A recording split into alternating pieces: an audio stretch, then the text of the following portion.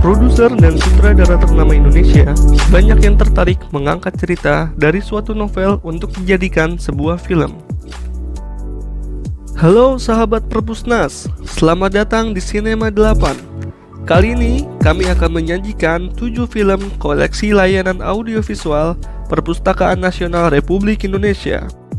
7 film yang akan kami sajikan diangkat dari alur cerita yang diambil dari pengarang novel terkenal di Indonesia. Buat kalian yang belum tahu, Perpustakaan Nasional Republik Indonesia tidak hanya memiliki koleksi buku-buku, akan tetapi juga memiliki koleksi audiovisual, baik berupa rekaman video, kaset, mikrofilm, ataupun mikrofis. Dan berikut adalah 7 film hasil adaptasi novel Indonesia, koleksi layanan audiovisual Perpustakaan Nasional Republik Indonesia.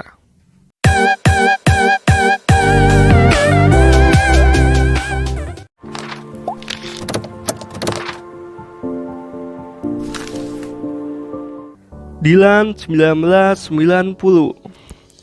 Siapa yang tidak kenal Ayah Pidi Baik? Film ini diadaptasi dari novel bestseller dengan judul yang sama, yaitu Dilan 1990. Film ini bercerita tentang jalinan cinta asmara antara anak SMA. Kisah Dilan dan Milea dimulai saat perkenalan tak biasa mereka di sebuah SMA di Bandung. Film ini diperankan oleh Iqbal Ramadan dan Vanessa Priscilla. Film yang disutradarai oleh Ayah Pidi Baik dan Fajar Bustami ini sukses digandrungi oleh anak milenial di awal penayangannya.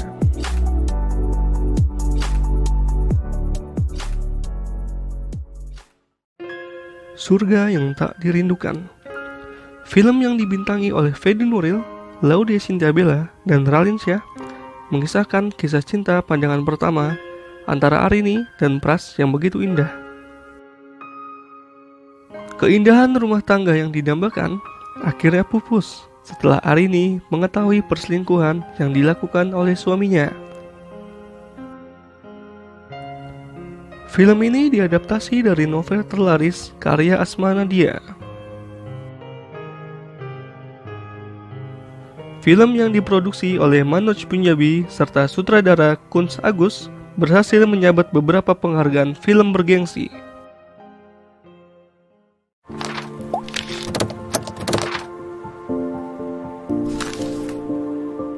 Critical 11. Film Indonesia bergenre drama romantis ini disutradarai oleh Monty Tiwa dan Robert Roni yang merupakan hasil adaptasi dari novelis Ika Natasha.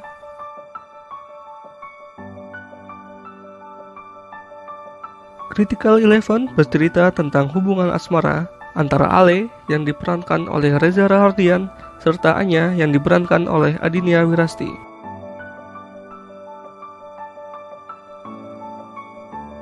Mereka berdua menemui titik balik dalam suatu hubungan, hingga cinta keduanya perlu diperjuangkan. Ale dan Anya diterjang suatu masalah yang berseteru dengan ego. Permasalahan tersebut semakin pelik dengan datangnya seorang yang sudah lama mencintai Anya.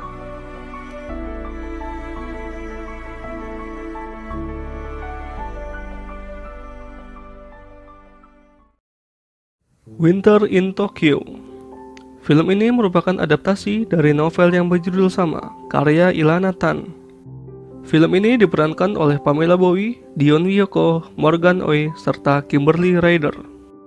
Di awal film diceritakan bahwa Keiko akhirnya mendapatkan tetangga baru bernama Nishimura Kazuto.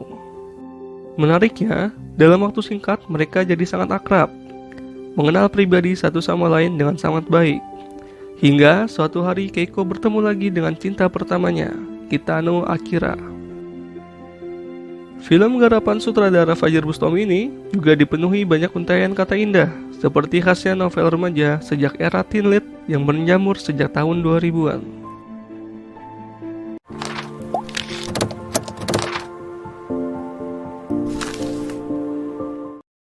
Raksasa dari Jogja. Film ini diangkat dari novel terlaris dengan judul yang sama, karya Dwi Tasari dan disutradarai oleh Monty Tiwa. Film ini menceritakan tentang kehidupan Bian, putri tunggal dari seorang politisi sukses. Dari luar, hidup Bian terlihat sangat sempurna, walaupun sesungguhnya menyimpan kepedihan. Kisah Bian berubah ketika bertemu kembali dengan Gabriel, si raksasa penyelamatnya di Transjakarta. Gabriel ini sangat terkenal sebagai biang onar di kampus dan dipanggil monster dari Jogja.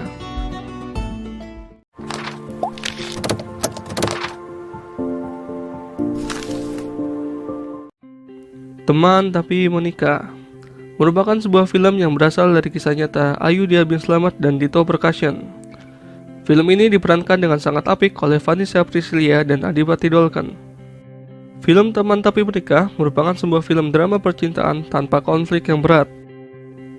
Film ini bercerita tentang Dito yang memendam perasaan kepada Ayu selama 12 tahun agar tak ingin merusak persahabatan mereka. Namun tetap saja, kisah-kisah antara Dito dan Uca bisa mengulang kembali memori kamu tentang cinta dan persahabatan.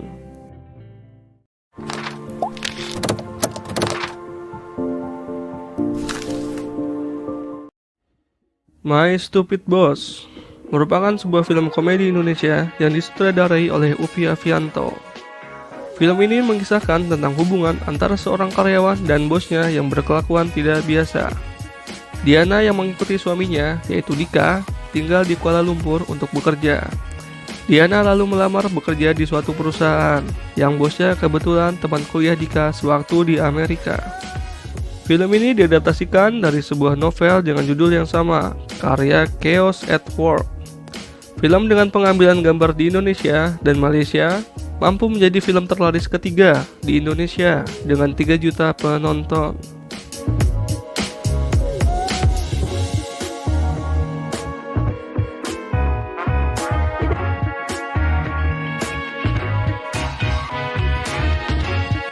Dan itulah 7 film koleksi layanan audiovisual Perpustakaan Nasional Republik Indonesia yang diadaptasi dari novel-novel serta menjadi film yang populer yang ada di Indonesia.